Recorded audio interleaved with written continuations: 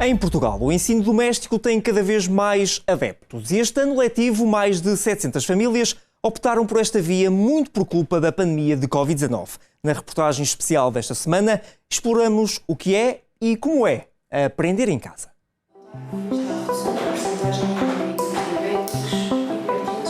Nós temos um horário, nós trabalhamos geralmente de manhã, começamos às 9, terminamos às 13. A autonomia para mim é fundamental em qualquer área na nossa vida e é nesse sentido que eu quero educá-lo, a ser autónomo. Nós não temos de saber tudo, mas temos de saber procurar no sítio certo. Há crianças que não estão aptas para ir para uma sala de aula, uma escola cheia de gente, por variedíssimas razões. Pensava que ia ficar em casa a trabalhar mesmo muito, mas na realidade eu acho que é muito menos estressante. Hugo é um dos mais de 700 alunos que este ano letivo não vão à escola. Não por causa da pandemia, mas por opção dele e da família. A ligação entre Hugo e a mãe sempre foi forte, mas agora ganha um duplo significado. Ana é desde setembro professora do filho. Está encarregue de ensinar a matéria que Hugo precisa de aprender para que no final do ano e do ciclo o filho alcance o perfil dos alunos à saída da escolaridade obrigatória, tal como todos os estudantes. Já lá vão 2 anos letivos limitados pela doença Covid-19 e não há dúvidas de que o ensino doméstico tenha conquistado adeptos durante este período pandémico. Ana já conhecia o modelo através de amigos e de familiares. Um dos casos conhecidos era o de uma criança que sofria de bullying na escola. Más experiências que podem marcar a vida dos mais novos. Eu não gostava nada de ir para a escola. Os meus professores, a partir do 3º ano, a minha professora gritava-me bastante e eu ficava com muito medo, não gostava nada de ir para a escola. Até ficava mal disposto e isso tudo, ficava a tremer. Foi nessa altura que Hugo pediu à mãe que optassem pelo ensino doméstico. Pedido que ficou guardado na gaveta até ao ano passado. Ao longo da pandemia foram vividos vários momentos. A promessa de um regresso à escola muito restritivo, com a utilização de máscaras todo o dia e de limitações de contacto entre alunos, assustava as famílias. Mais do que isso, a experiência do ensino online ou à distância foi fundamental para a tomada de decisão. Principalmente pelo exagero, o volume de trabalho que tinha e alguns professores mais do que outros, claro, houve professores que, pelo contrário, que os apoiaram, que incentivaram a fazer coisas diferentes, mas também houve professores que não. E achei que foi muito difícil para ele e ele não queria de todo isso, nenhum de nós queria esse modelo, portanto o nosso modelo seria um ensino adaptado a ele e foi à procura disso que fomos. E assim foi. Basta fazer um requerimento à direção, mas veja a legislação, tem tudo disponível na internet e foi a partir daí que eu procurei a legislação, li tudo o que era necessário fazer, dirigi-me à escola já com o requerimento feito, que encontrei em Minuta online, disse que queria, portanto, proporcionar um ensino individualizado, que fosse de encontro às necessidades dele e aos interesses dele também. Foi bastante simples, portanto, entreguei na escola. O ano letivo 2020-2021 arrancou com Hugo em ensino doméstico.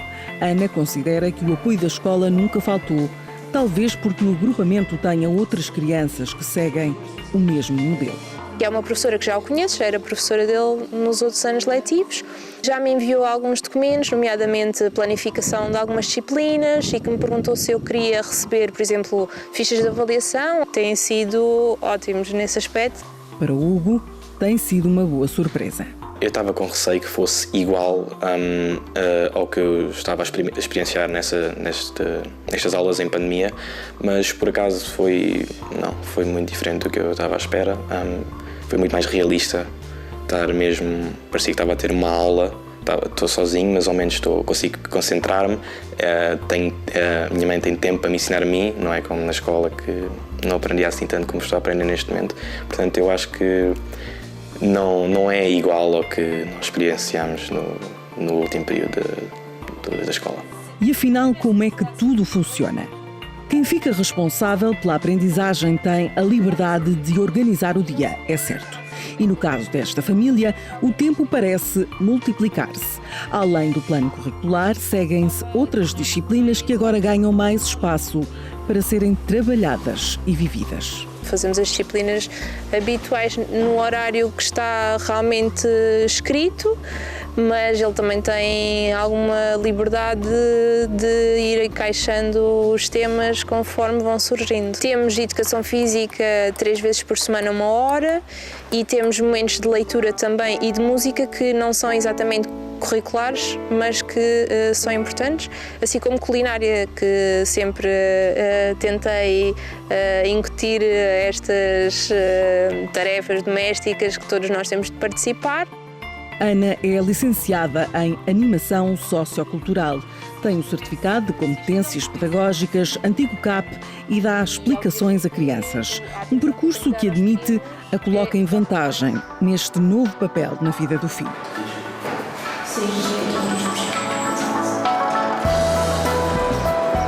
Em 2019, o ensino doméstico sofreu algumas mudanças. Até então, os tutores dos alunos neste modelo de ensino não precisavam de ser licenciados. A alteração do Ministério da Educação deixou muitos pais frustrados. Um sentimento de injustiça perante o trabalho que tinham feito até ali. A ausência de um grau de licenciado, seja ele em que área for, atirava os filhos novamente para a escola. A par disso, números que talvez induzem em erro quem faz uma leitura superficial dos últimos dados da tutela. Na nota, o gabinete de imprensa de Tiago Brandão Rodrigues diz que, em 2020-2021, houve um crescimento das matrículas no ensino doméstico comparando com o ano letivo anterior de 2019-2020, mas ainda aquém dos números de 2018-2019. Aquém porque no ano letivo 2018-2019 o ensino doméstico batia recordes. 866 crianças estavam inscritas nesta via educativa, mas no ano letivo seguinte, com a nova legislação, o número caía a pique.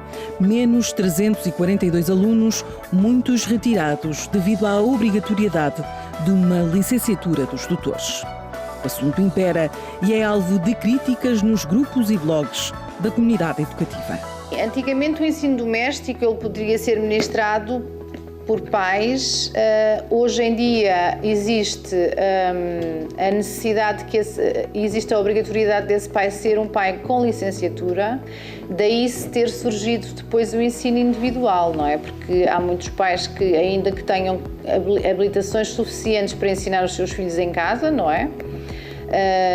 Deixaram de o poder fazer, porque não têm licenciaturas ou terminadas, ou não têm, de facto, licenciaturas, e esse, de facto, é um pé daqueles. Sandra é professora de inglês e de espanhol, docente contratada que no desemprego conheceu a modalidade.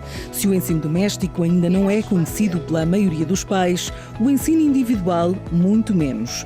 Seguem a mesma linha, mas neste caso as crianças têm de ter professores habilitados como responsáveis educativos. Eu nem sequer sabia o que era um ensino individual.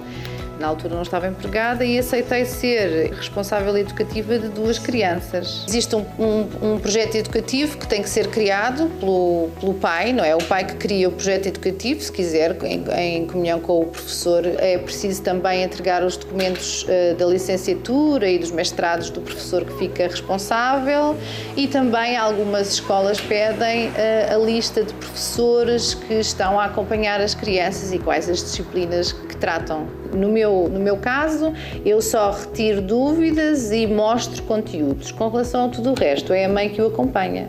Portanto, é uma espécie de misto entre ensino doméstico e ensino individual, até porque a mãe está habituada a trabalhar com a criança em ensino doméstico durante grande parte do seu percurso escolar.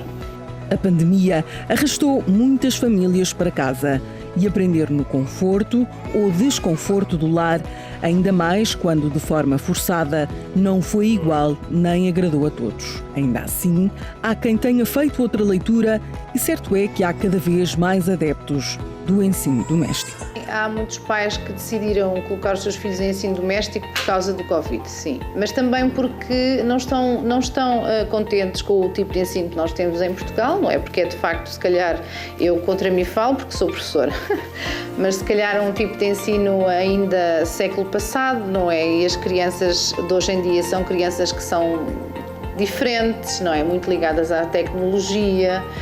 E se calhar em sala de aula as coisas às vezes não funcionam da melhor forma. Em tempos foi visto como o ensino adaptado a quem tinha problemas de saúde, a famílias de negócios e por isso viajadas. Hoje em dia, os novos adeptos são e podem ser outros, mas também nestes casos as viagens são importantes. Para esta família são momentos necessários e até didáticos que nem sempre foram bem vistos. Todos os anos tínhamos sempre um bocadinho esse constrangimento de vamos faltar à escola para fazer uma viagem. E, no entanto, sempre o fizemos, com conhecimento da direção de turma e com essa compreensão, mas não é aceito facilmente em qualquer local. Não é? E essas viagens são muito enriquecedoras para uma criança. E é um momento em que ele pode, de facto, praticar. Hugo está no 9º ano e hoje é ele quem dá nota positiva para esta forma de aprender em casa. Até agora tenho aprendido muito mais, eu acho que estou a aprender muito mais rápido do que quando aprendi na escola.